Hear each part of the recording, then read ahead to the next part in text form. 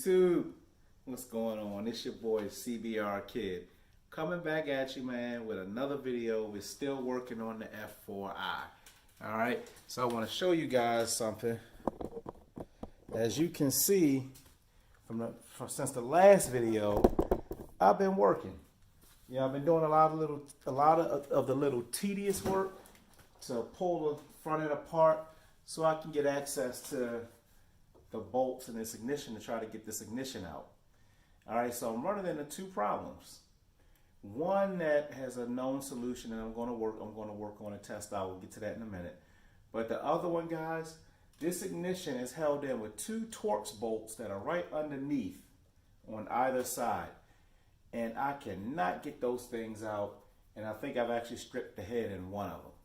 So short of taking off the triple tree clamp, and so I can flip it over upside down and press and loosen it up, I'm not sure how to get the thing out. So if you guys have any ideas, please let me know. All right. The second part is I got, obviously I showed you guys in the last video that I could turn the bike on and off with the aftermarket ignition, which is right here. All right. But it doesn't prime the fuel pump. And the reason for that is the zener diode. All right, now what that zener diode is, it's a little bitty thing that actually looks like that. If you guys can see it, that's a zener diode. All right, they cost about 18 cents or so a piece. I got a whole container full of them. All right, I got the whole container full, and they come in different wattages and volts and things like that. But what the zener diode does is it steps down the voltage from 12 volts to 9 volts running to the fuel pump on the bike. It's like an anti-theft device type of thing that Honda did to the bikes of this generation. I'm not sure if they still do it now or not. But the old, the stock ignition, I should say, has that zener diode soldered in to the bottom of the ignition. The new ignition, or the aftermarket ignition, does not have that zener diode soldered in, so it sends 12 volts to the fuel pump. It doesn't prime. All right, if that fuel pump doesn't prime, obviously you can't start the bike. So far, I have tried soldering that diode in underneath the aftermarket switch. All right, so it will go in between. If you guys can see underneath that switch, there's a green wire, a pink wire. I don't know if you guys can see the green, but there's a green right down there. All right. There's a green, a red, a black, and a black and white, or black with a white stripe. Now, what they correspond to on the stock ignition is there's a pink, there is a blue, there's a red, and there's a red and black. All right. On the way this works, the red corresponds to the pink, or I'm sorry, the green corresponds to the pink, and the red corresponds to the red and black. So what I tried to do was splice the zener diode into the aftermarket ignition. I tried a couple different ways. I tried to do it underneath like they do on the stock ignition. That didn't work. It's not there right now, so I'll try something else. So I tried to cheat, and if you see, I tried to solder it in between the green and the red, and that did not work. So the next thing I'm going to try is a known technique where I take, and I call it the infamous pink wire. So in this bike, the wire that goes from the ignition to the fuel pump is actually a pink wire. I'll show that to you guys. So you guys can see I removed the sheathing and the tape, all the covering from the wire bundle that goes from the ignition back through the rest of the bike. And this wire right here, the infamous pink wire, is the one that I need to tap into. Now this wire, like I said, it goes from the ignition and it goes back through to the fuel pump. And it steps the voltage down from 12 volts to 9 volts, and that allows the ignition to prime. If it sees anything else, it won't prime. You can't start the bike. So with that being said, what I'm actually going to do is tap into that pink wire, right where I showed you. I'm going to cut it, splice the ends, solder the zener diode in, and then we're going to see what happens. So I'm going to do that, and then I'm going to get right back with you guys and see if we got any juice to the fuel pump. So guys, so far I'm not having much luck.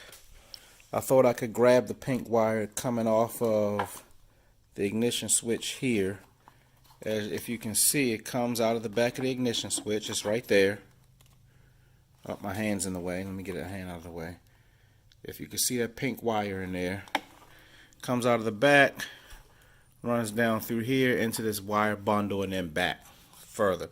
So what I tried to do was splice it right here, cut it right here. I tried splicing in a zener diode. That didn't work. So I tried jumping it to 9 volts directly using a 9 volt battery. That didn't work. So what I'm going to have to do is actually get into the wire bundle back here. You can see the bundle right there. I'm going to have to cut that open, get in there and actually find that pink wire. This is the stock one. It should look like this. Alright, this is the one coming off the stock ignition. It should look like that. And I'll get in there and I'll find it, because what I've realized is that this is actually the wrong wire. This one, it goes all the way back. And you can see the same wire here going into the ECM. So that was actually the wrong wire. So that's fine. You live and you learn. Like I told you guys before, I'm not a mechanic. So I do know that it's in this bundle. And if you notice, there's a pink wire there. That may be the right one. But once I get the bundle open, I'll be able to tell. So I'm going to do that. I'll get that bundle open off camera. And then when I get ready to get ready to splice it in again, we'll get back on camera and we'll see what we got. All right. So as you can see, guys, I pulled a lot apart. There's a front clip right down there on the floor. The dash is right here on the floor. All right, it looks like a mess, but it's organized chaos. It's not as bad as you think. As you can see, I pulled the plastic off, tail sections off, gas tank is up, so I can have easy access to everything. Those weren't very involved processes, just a few screws that come out and they're off. So I didn't think you guys would really care to see that. Ultimately, when we get everything back together and running, all that body work's going away anyway. That fender's going away, and we'll put something nicer on there. All right, so guys, we're gonna wrap this one up today. All right, we didn't get as far as I would like to get, but we're making progress. We're learning. We're gonna get things. We're gonna get it working. All right. So questions that you guys may have about some of the other projects. Hey, the 08 parts are actually on back order. I ordered some of the parts myself, took them up to the shop, and the one piece that I need is about a $10 part. It's actually on back order. So hopefully we get that back in time so I can get that ready to go for track season, because first track day is in less than 2 months. So got to get that going, guys. All right, like I promised you guys, I'm also going to bring you some more content on the wing. So we're going to get that going. And we'll figure out what we want to do as far as any mods or anything to the 17. All right. So we'll get that going. It's a pretty nice day here in the Northeast.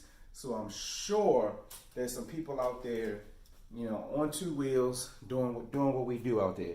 All right. Personally, once I put my bikes up for the winter, I usually don't ride again until April. That's just a rule that I've gone by for myself since I started riding. All right. But for all of you guys out there in the rider sphere that's out there enjoying yourself, stay safe, like, share, subscribe, comment.